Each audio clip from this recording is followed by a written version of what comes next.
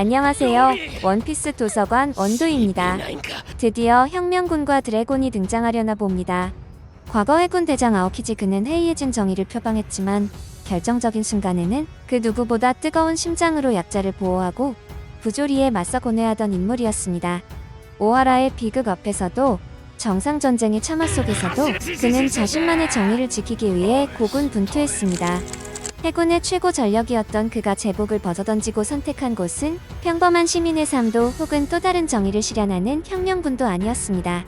그가 향한 곳은 다름 아닌 현존하는 가장 흉악하고 교활한 해적 사왕 검은 수염 티치의 품이었습니다. 정의의 정점에 섰던 남자가 왜 어둠의 심연으로 제 발로 걸어 들어간 것일까요? 단순히 원수직을 둔 권력 투쟁에서 패배한 자의 비로한 타락이었을까요? 아니면 우리가 미처 계산하지 못한 거대한 설계의 일부였을까요? 저는 오늘 쿠잔이라는 남자가 걷고 있는 안개 속의 행보와 그를 받아들인 검은 수염 티치의 소름 돋는 계산을 면밀히 추적해 보기로 했습니다. 그리고 그 위험한 동거의 이면에는 38년 전 갓벨리에서 사라진 전설 속 해적 록스가 남긴 망령 갈레라라는 이름이 짙게 드리워져 있었습니다. 사건의 실마리를 풀기 위해 저는 시계를 38년 전으로 돌려보았습니다. 갓벨리 사건 직후 해군의 영웅 거프의 아들이었던 드래곤은 해군에는 정의가 없다는 말을 남기고 조직을 떠났습니다. 당시 거프의 수제자로서 곁을 지키던 쿠잔. 그에게 스승의 아들인 드래곤의 이탈은 단순한 사건이 아니었을 것입니다. 이후 드래곤은 오하라의 비극을 목격하며 무장투쟁을 결심, 혁명군을 창설합니다. 공교롭게도 오하라는 쿠잔에게도 씻을 수 없는 트라우마와 정의에 대한 회의감을 심어준 장소였습니다. 같은 상처를 공유한 두 사람. 우리는 이 지점에서 쿠잔과 혁명군 사이에 보이지 않는 라인이 존재할 가능성에 주목했습니다. 그 의혹을 뒷받침하는 결정적인 사건이 있습니다. 바로 바르티고 괴멸 사건입니다. 수십 년간 베일에 쌓여있던 혁명군의 총본부 바르티고가 검은 수염 해적단의 일본 선장 바제스에 의해 발각된 사건입니다. 곧이어 티치가 이끄는 본대가 들이닥쳤고 바르티고는 초토화되었습니다. 뒤이어 해군과 사이퍼폴까지 출동하며 섬은 아비규환이 되었습니다. 하지만 기이한 점은 이 거대한 난리통 속에서 혁명군 측의 주력 멤버들이 입은 피해는 전무했다는 사실입니다. 검은 수염이 도착했을 때 혁명군은 이미 감쪽같이 자취를 감춘 뒤였습니다. 마치 누군가 검은 수염의 습격 정보를 실시간으로 중계해 주기라도 한 것처럼 말입니다. 당시 검은 수염 해적단 내부에서 혁명군에게 정보를 흘릴 수 있는 인물, 전문가들은 그 용의자로 단 한 명, 쿠잔을 지목합니다. 그가 이중 스파이로서 혹은 혁명군과 모종의 협력관계를 맺고 정보를 통제했다면 바르티고의 기적 같은 탈출은 충분히 설명 가능한 시나리오가 됩니다. 오하라의 비극 이후 철저한 정의가 아닌 자유로운 정의를 꿈꿔온 그가 세계 정부를 무너뜨리려는 혁명군과 일시적으로 손을 잡았다는 분석. 이는 쿠잔의 행보에 정당성을 부여하는 꽤 설득력 있는 가설입니다. 하지만 이것만으로는 모든 것이 설명되지 않습니다. 그렇다면 검은 수염 티치는 왜, 언제 배신할지 모르는, 심지어 자신들을 괴멸 직전까지 몰아넣었던 전직 해군 대장을 의심 없이 자신의 배에 태웠을까요? 티치 정도의 치밀한 전략가가 쿠잔의 위험성을 몰랐을 리 없습니다. 그럼에도 그를 받아들여야만 했던, 거부할 수 없는 이유가 있었던 것은 아닐까요? 저는 여기서 시각을 돌려 검은 수염 티치의 기이한 행적들을 추적해 보았습니다. 그리고 그 끝에서 갈레라라는 낯선 이름과 마주하게 되었습니다. 역사 속에 묻힌 최흉의 해적, 록스 디지백, 티치는 록스의 의지를 잇고 있는 것으로 알려져 있습니다. 배 이름이 샤벨 오브 지백인 것만 봐도 알 수 있죠. 과거 록스가 세계의 왕이 되기 위해 그토록 원했던 두 가지 힘이 있었습니다. 하나는 티치가 손에 넣은 어둠어둠 열매였고 또 다른 하나가 바로 전설 속의 거인 부대 갈레라였습니다. 조사 결과 갈레라는 단순한 거인이 아니었습니다. 고대, 어쩌면 공백의 100년 시기에 존재했던 세계를 멸망시킬 힘을 가진 잠들어 있는 파괴자들을 의미하는 것으로 추정됩니다. 더욱 놀라운 것은 이들의 소재입니다.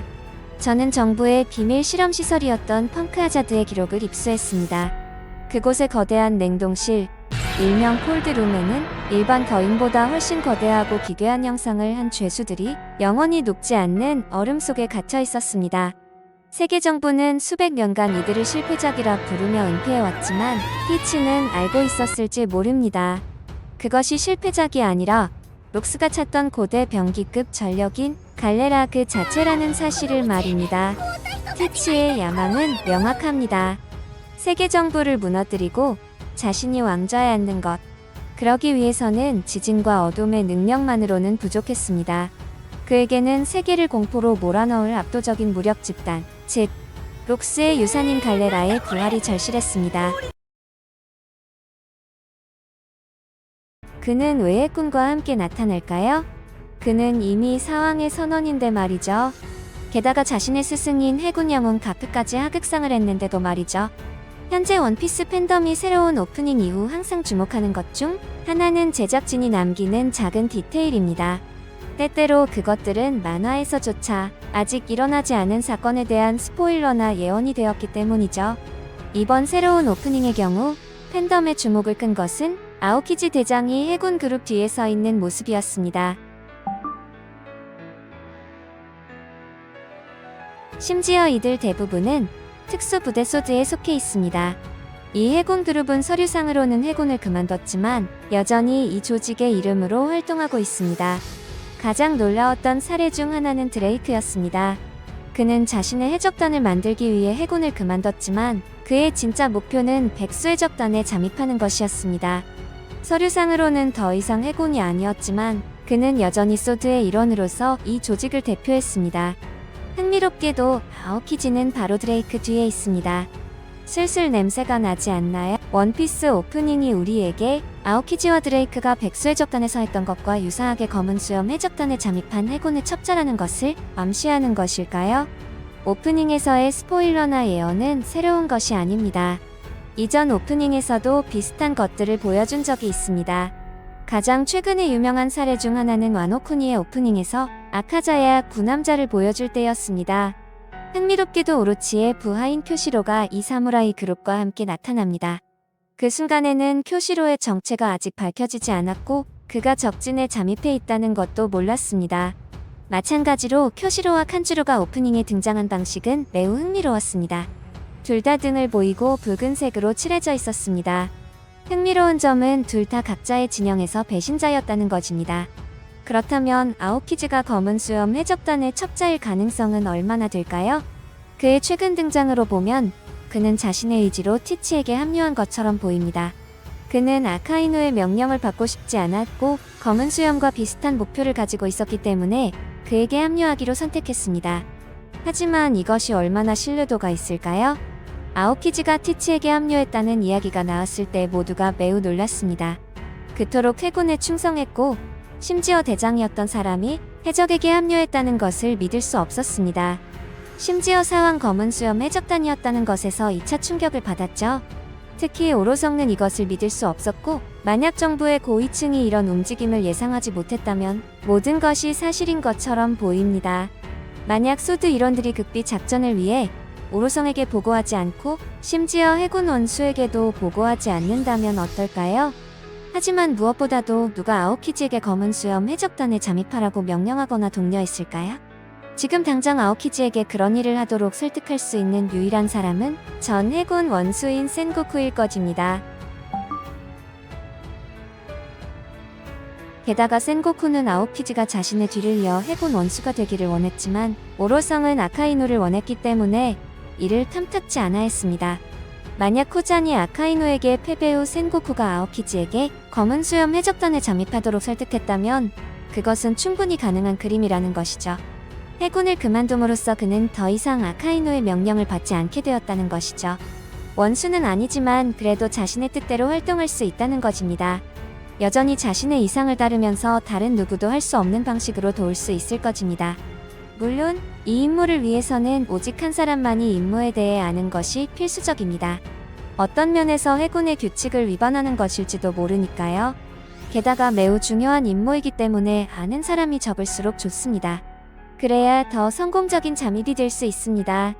그래서 오로성도 아카이누도 심지어 그의 옛 스승인 거프조차도 그가 실제로는 잠입했다는 것을 모를 것입니다. 저는 이런 생각도 해봤습니다. 가프와 쿠잔의 전투가 너무 비상식적이고 쿠잔이 이 정도로 개념이 없진 않은데 가프를 상대로 싸우고 사로잡았다는 것. 만약 이 행위가 가프와 합의가 되어 있는 것이라면 모든 퍼즐이 맞춰지게 됩니다. 그리고 이 작전은 쿠잔과 오직 센고쿠만이 알 수 있을 것입니다. 쿠잔은 나루토의 이타치처럼 자신의 진영을 죽이면서까지 대업을 위해 엄청난 잠입 임무를 수행하고 있는 것입니다. 하지만 왜 센고쿠는 아오키지에게 티치의 해적단에 잠입하라고 보냈을까요?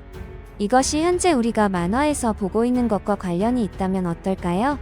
아시다시피 현재 스토리는 엘바프의 과거에 초점을 맞추고 있으며 해상의 가장 큰 주인공은 전설적인 해적 록스 디지백입니다. 흥미롭게도 그는 사왕 검은 수염, 아오키지의 현재 선장의 아버지입니다. 센고쿠는 록스 해적단이 바다를 지배하던 시대에 살았습니다. 그는 록스의 시대의 중장이었고 아마도 같은 시대의 대장으로 승진했을 것입니다. 센고쿠는 록스가 세상에 얼마나 위험했는지 완벽하게 알고 있습니다. 그의 아들 티치는 같은 이상과 심지어 같은 목표를 가지고 있는 것 같습니다. 따라서 위험성 측면에서 티치는 현재 정부의 가장 큰 위협이 될 수 있습니다. 이런 서사적 장치들이 필요한 이유는 최종장에서 혁명군의 등장 타이밍을 잡기 위함일 것입니다. 그냥 무턱대고 등장하는 그림보다 과거 이야기의 개연성을 타고 자연스럽게 몰입감을 줄 수 있다는 것이죠. 혁명군이 메인 스토리 라인에서 등장한 지 너무 오래됐기 때문이죠. 오다가 갓벨리 이야기를 현재 시점에서 보여준 이유도 드래곤의 이야기적 몰입감을 위해서일 가능성이 매우 높습니다. 여기까지 시청해주셔서 너무 감사합니다. 다들 좋아요 많이 눌러주세요. 사랑합니다.